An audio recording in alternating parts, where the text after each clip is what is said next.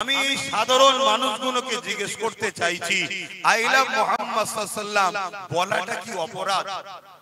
কেউ হিন্দু ভাই সে যদি তার ধর্মগুরুকে বলে আই লাভ অমুক, কেউ খ্রিস্টান ভাই আই লাভ অমুক, কেউ পারস্য আই লাভ অমুক, কেউ কি বলে দলিত ভাই আই লাভ অমুক, কেউ মতুয়া ভাই সে তার যদি ধর্মগুরুকে বলে আমি ভালোবাসি, এটা যেমন অপরাধ নয়, ইসলাম যারা মানে তারা যদি বলে আমি রাসূলকে ভালোবাসি এটাও তো অপরাধ নয়। কিন্তু দুঃখের বিষয় আমরা বড় ভুল করেছি। স্বাধীনতার ৭৯ বছর হয়ে যাওয়ার পরও আমার কওমের মাথায় এই ব্রেনটা এখনো আসছে না যে আজ আমাদেরকে রাষ্ট্রীয়ভাবে মিটাবার একটা পরিকল্পনা চলছে।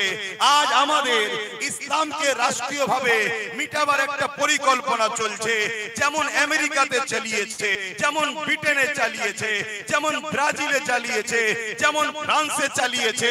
ইসলামকে মিটাও, প্রফেট মুহাম্মদ রাসূলকে মিটাও, মুহাম্মদ রাসূলের বিরুদ্ধে নোংরা ফিল্ম তৈরি করো, মানুষের কাছে মিডিয়ার মাধ্যমে মিথ্যা প্রচার ছড়াও।